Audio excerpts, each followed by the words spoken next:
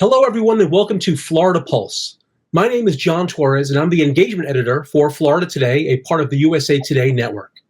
Today, we'll be speaking about our state parks here in Florida, and in particular, a piece of legislation that we here at Gannett support wholeheartedly. I'm speaking about Senate Bill 80, or as it's more widely known, the State Parks Preservation Act. The bill came about in part as a response to Governor Ron DeSantis last year announcing his plans for the Great Outdoors Initiative, which involved developing some of Florida's parks to add luxury hotels, golf courses, and pickleball courts, and more. But after 8 days of protests around the state, he backed off. Now, it appears as if we need something on the books to protect our parks in the future, hence Senate Bill 80. Joining me today to talk about this important issue is Brevard County legislator Tyler Soroy, who is the Florida House Majority Leader. Also with me are Eve Samples, Executive Director of Friends of the Everglades, and Jessica Namath, a citizen activist who helped lead some of those protests last year. Welcome to the show, all of you, and we really appreciate you taking the time to be here with us. Thank you for having us. Thank you. Sure. I'd like to start first with Eve, a former colleague of mine. Without talking yet about the proposed bill or what happened last summer, tell us why you made the jump from journalism to working with Friends of the Everglades and what the state parks mean to you. Thanks, John. It's so nice to be here with all of you today. I'm honored to work at Friends of the Everglades, which has a long history of advocacy and communication. We were founded by Marjorie Stoneman Douglas in 1969. And Marjorie herself was actually a journalist. She worked at the Miami Herald in the 19-teens and then went on to advocate for creation of Everglades National Park and wrote the book River of Grass that really helped the world better understand the Everglades ecosystem. So Marjorie's background as a journalist combined with advocacy just felt like a really natural fit. I'm honored to carry on in her footsteps. And in terms of state parks, I get out there with my family. I live not far from Jonathan Dickinson, which was kind of ground zero for this debate. And they're very special places to me, and we're working to protect them. Great. Well, we really appreciate you being here. Jessica, Yes. Speaking of ground zero, what went through your mind in the summer of 2024 when you heard about the plans to develop state parks, and what actions did you take? Over my dead body, I think probably was what went through my mind. I am a almost 40-year resident of Tequesta, Florida. And Tequesta is the northernmost town in Palm Beach County, and we border the south side of Jonathan Dickinson State Park. So I've grown up in there. I'm raising my 3 kids here. And I had, the month before, stepped down from Tequesta's Environmental Advisory Committee as the chair, and I had been a member for 5 years. And so I think having come out of that side of government, I knew that we needed grassroots advocacy to raise the kind of awareness and attention to this that we would need. And I was confident, having grown up here in the community and being a part of so many different organizations that all use Jonathan Dickinson State Park, I was hopeful and confident that we would have the support we needed. I couldn't have imagined the support that we got, of course, but I was very proud of our community. And so you started a Facebook actual site, right, Jessica? And you were out there protesting yourself? Yes. I mean, that was the first thing, because like I had said, I'm, a Florida Trail Association member. I'm, a member of the Daughters of the American Revolution, who I knew would care about the Camp Murphy and our historic designations within the park. I'm a friend of Jonathan Dickinson State Park. I, grew up with the Club Scrub gang and have gotten bikes at J-Town Bikes my whole life. So I knew enough community members. And so I did. I put a Facebook page up and expecting a few hundred or, 1,000 people, 1,000 people or whatever. And it just soared. So. Yeah, that blew up. Absolutely.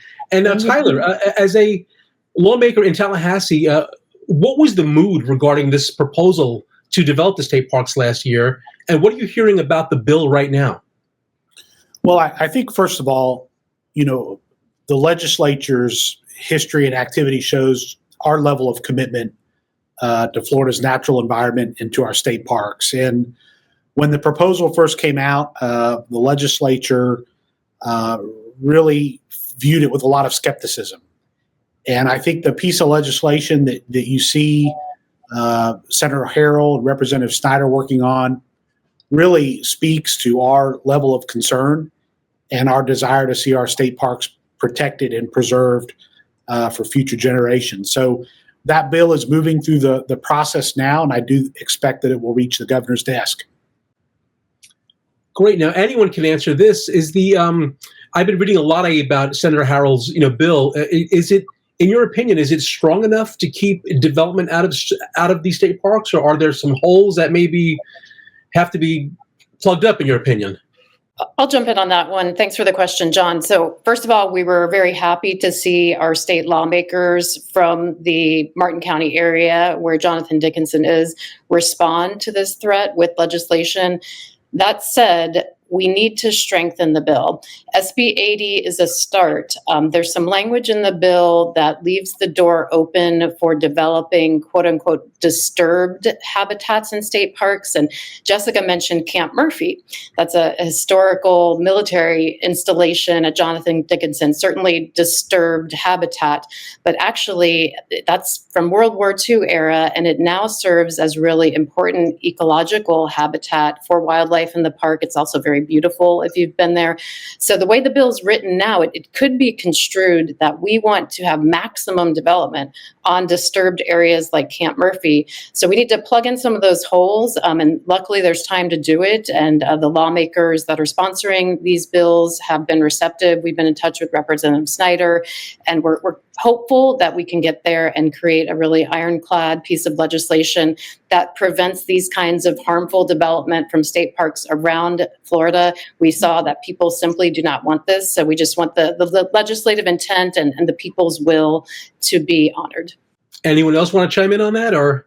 I mean, I would jump in and point out that one of my main concerns, in addition to certainly that, because disturbed upland regions is, of course, technically Camp Murphy and our Hope Tower, so we would not want that developed. But I would like to see the lands managed to sustain the land's natural resources as it's written right now, and then secondarily to manage it for conservation-based recreation. The way that it's written, it is currently for managing the land or managing for a combination of the best benefit to the public and to the land's natural resources. And so, again, I think that we had four-petal pawpaw lovers and scrub jay lovers and gopher tortoise lovers and fishermen that are wanting to fish and bird watchers wanting to bird watch. So I think that, to do the bill and the parks justice in protecting them, we should be managing to sustain the land's natural resources, full stop, and secondarily for conservation-based recreation. I think that's really well put, Jessica. And if I might add one more thing, we need to make this legislation very strong, because we saw a similar proposal back in 2011 when Rick Scott was governor. There was a proposal to bring golf courses to Jonathan Dickinson back then. The community was outraged back then. Those proposals were beaten back, and then they came back more than a decade later. So let's deal with this now, so that a decade from now, we don't have to be fighting the same battles. Yeah, and to that point, I think something Eve and I, or a lot of us that were rallying, discussed. Like she mentioned, this has come up before. We don't want our children to be fighting these same battles in the future. And what a phenomenal legacy for our legislatures to be able to provide that security and ensure, what we've all expressed that we so passionately love and care about. It could be such a win-win, for everybody. Great, thanks. I'm going to ask Tyler this question, but after he's done, and whoever wants to chime in certainly can. Tyler, I know it's pretty expensive to oversee these state parks, and there's it's funded, through admissions and camping fees and things like that. Also charitable, endeavors, etc. So, given the cost of running these, parks, should the state encourage revenue-generating ideas to help offset the cost, and what, if any, should some of those be? Yeah, so, the legislation, which is far from final product, still very much a work in progress, requires individual land management plans at all of our state parks. And that's really, I think, a way of recognizing that each park has unique capabilities and amenities and a history. And if there's a way for us to look at a disturbed area and pursue things like lodges, which some of our federal parks have been very successful in doing, maybe it makes sense as a way to generate more revenue. Certainly, keeping our parks pristine, making them available for outdoor enthusiasts is going to continue to generate admissions, and those funds will be used to maintain the parks. But I think that whatever we can do to continue to make Florida's park system more attractive to visitors from across the country and even residents right here in Florida that are outdoor enthusiasts are well worth the investment. And I think you see a lot of interest in the legislature in making sure that happens. Great. Thank you very much. One of the criticisms I've heard of the bill, and anybody can answer this, is that it doesn't include wildlife management areas. Do you think that should be part of this bill, or should that be something separate that's filed in the future? Any thoughts? I mean, I think ideally from a public perspective, we would like to see all public lands protected. I think, people get confused when they hear something's been put into a conservation easement and then somehow it's not, or they think state park land is protected forever and it's not. So I think ideally, yes, of course, we would love to see all public lands and conservation lands protected. But I do think that the public, I know personally, I'll speak on my own personal behalf, I would be happy seeing very tight language on a state park bill that we could then use as a model for our state forests and our WMAs or whatever else in the future. But I think ideally the public likes to think that those lands are theirs and in perpetuity. And I'd go back to the economic question that you posed, John. I think it's an important one. And there's a way to look at this in the short term, and there's a way to look at this in the long term. And we know that state parks and national parks provide really significant economic benefits. DEP has a report showing that more than $3.6 billion in direct economic impact came from state parks in Florida. This was from 2023. So if we're looking at protecting our long-term investment in Florida and looking at that investment in a holistic way, I think the calculus is very different than looking at an annual ledger of park admission fees and concession revenue versus what we could be squeezing out of it with some development that may be inappropriate. So it's important to take the bigger picture, I think. I would also add, there's an important distinction that I think should be made between a state park and a wildlife management area. Wildlife management area, insofar as I understand under Florida law, is intended to be much more restrictive in terms of what can occur there. These properties are, in essence, held strictly for the wildlife in the area, where our state parks do offer the ability for more amenities, more outdoor activities. Our wildlife management areas are much more restrictive than our state parks. So when looking at this through the lens of this legislation, I do think that our state park system is intended to be the more forward-leaning opportunity for our residents and visitors to get out and enjoy these facilities and the outdoors. And the facilities, frankly, are well equipped to offer all of these amenities. Great. I'm going to stay with you, Tyler, for a second. So would you agree that what happened last year and into this year and this bill is an example of how local politics and state politics should work? Something's brought up, the people protest, or they voice their concern, and then a bill is introduced, and we'll have to see what happens with it. Oh, I agree completely. And I understand the outrage over the notion of putting golf courses at some of Florida's most prized state parks. And I think where this bill is a success is it does, identify individual management plans for our state parks, make sure that it's not a one-size-fits-all approach. And where there is disturbed habitat already, does it make sense for us to look at the option of additional amenities?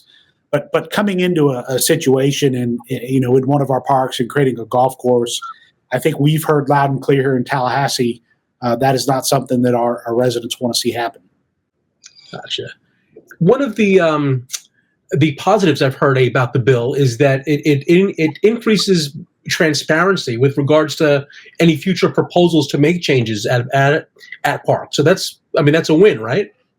And Absolutely. anybody can answer that. Absolutely. I was going to say, I know from a public perspective, and as somebody that has spent time involved in local politics, it's even very difficult to find and follow meetings at the different levels of government and locations and finding agendas. And I think that, that is a challenge for a lot of people, understandably.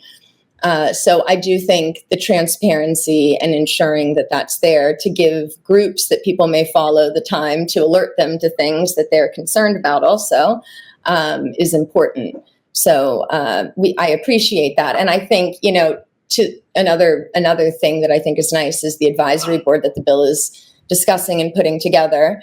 I personally would have liked to have seen a local historian, perhaps, the unit management plan that we were just discussing that is individual to each park has a section that does lay out all of the archaeological or cultural significance or those things of significant or sites of significance that have been found within the park. And so I would have loved to have seen, for example, our local historian, Josh Lillier, be a part of an advisory group to be able to let people know how important Camp Murphy is to our local community and its history.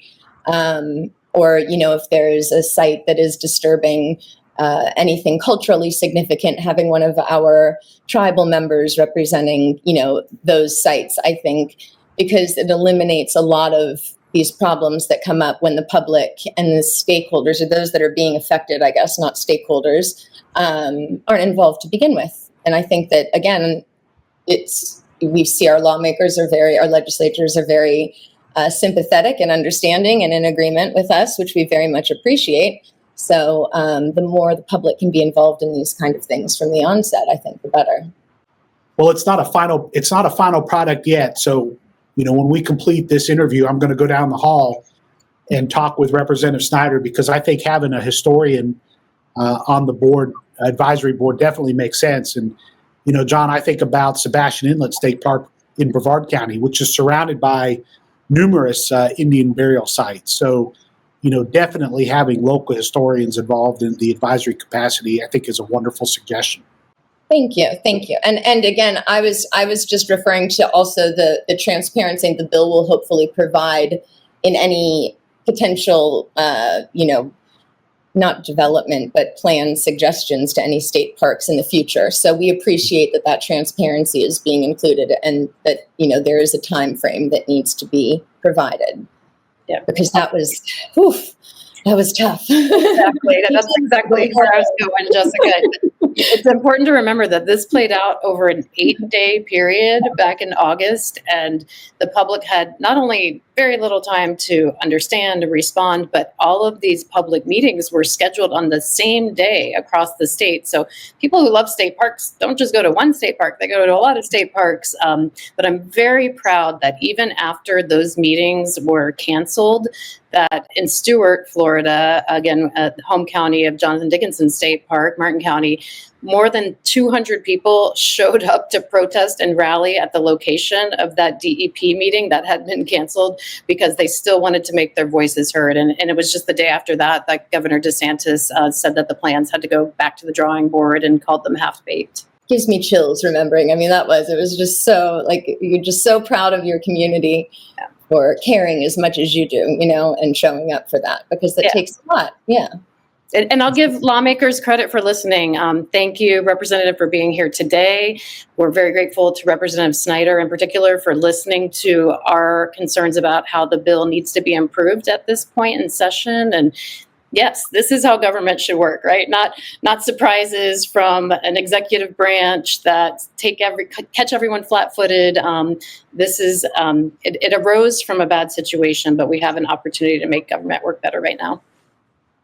I think, again, having spent time on the board that I was on, we were reviewing our comprehensive plan. And so I became acutely aware of how much one word can make, when we're talking about the language of these things being written. And so, for example, I know that when we're talking about a sporting facility that may do substantial harm. That's one of those words that for me causes pause, just because I think different people have different perspectives. But that's where, again, having a local historian or somebody that is local to the area that is being discussed, you can't blame somebody for asking or not knowing, but, once they hear, we would like to think that they would respect, the importance of that. So, I think that, words like that are easily changed, and then the sincerity of the bill doesn't have to be questioned. This is such a wonderful opportunity for us to feel heard, and for lawmakers to step in and legislatures to respond, and for us all to have a win as a state, to just have, again, been heard and then follow through. So, but leaving those little slippery slopes, I don't think any of us want something to sneak back in next year or the next year. I still have almost 50,000 people in a Facebook group that will regularly ask, okay, what have we heard? Is there anything yet? Is anything coming up? So, and again, having spent 5 years with the local government, like trying to raise the alarm about so many things or raise awareness, it was so relieving to see people. We didn't have to force them or beg them, or half the time they didn't even know they were showing up, so it was so wonderful to see. But it spoke to the sincerity of how people from all walks of life across our state care so passionately about our natural areas, whether they were protecting a mouse or a 4-petal pawpaw plant, or, everybody has their thing, and that's what made it so wonderful. So, yes. And Tyler, what would you recommend residents of Florida who support this bill do to make sure that it gets passed? Should they contact their local, lawmaker, or what? No, absolutely. Contact your local representative, contact your senator, let them know that this legislation is important to you. If you happen to find yourself in Tallahassee over the next 55 days, drop by and say hello to your member of the legislature and tell them that it's important. Look, I don't think it should be a big surprise to anybody that the legislature shares the intense view of Florida residents that our state parks and our environment are worth protecting. You've seen this legislature make historic investments in water projects around the state, septic to sewer conversions, certainly in Brevard County and the Indian River Lagoon estuary, 5-county region. We have made hundreds of millions of dollars in investment in protecting the quality of our natural environment. So, when this topic popped up over the summer, I think the response that you see from the legislature is consistent with what we already know from our folks back home, that protecting Florida's natural environment is a top priority. Great, thank you. And is there anything that I haven't asked that I should have asked? And I'm looking at Eve in particular because she's the former journalist. Or is there something that you guys want to say that I haven't asked yet? I must have done good. I'll just say that as the bill is being amended through the legislative process, it's important that the amendments really address some of the holes that were in the initial legislation that Senator Harrell filed. So words matter, right? And we know that years from now, we're going to have people with bad intentions looking to poke holes in this legislation. Jessica alluded to the phrase, no projects that cause substantial harm.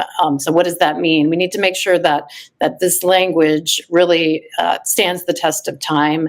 And that's going to be really important to watch. So as your viewers are weighing in with their lawmakers, it's important not to just blindly support the bill, which we're happy the bill was filed, but also to make sure that it comes in for a successful and strong landing. Mm-hmm. Yeah, I would second that because, again, we very much want to support the bill, but the current state that it's in, I can't vocally, support as it is. However, I have not vocally opposed it either. I've been very patient and cautious to make sure that I allow the process to work itself through. And again, very much appreciate Representative Snyder and yourself giving us the time and consideration to hear our concerns. I know that has not been the case for me. So with others, so I appreciate it. And again, we're hopeful. We're hopeful because we believe that the legislatures are Floridians also, and they care about our parks too, and we all want to do the right thing. So again, we're patiently waiting and hopeful that we'll see something that we will, be very, very vocal in supporting, but we're waiting. And Friends of the Everglades also is in a watching mode on this bill, and we are very hopeful we can get to a support mode. Great. Well, thank you so much, Jessica Namath, Eve Samples, and State Rep Tyler Soroy. Thank you for being here with us on Florida Pulse, talking about this important issue, which I'm sure we will be checking back on in the near future, and we'll have to see what happens. But again, I'm John Torres, Engagement Editor at Florida Today, floridatoday.com, a part of the USA Today Network, and thanks for watching. Thank you.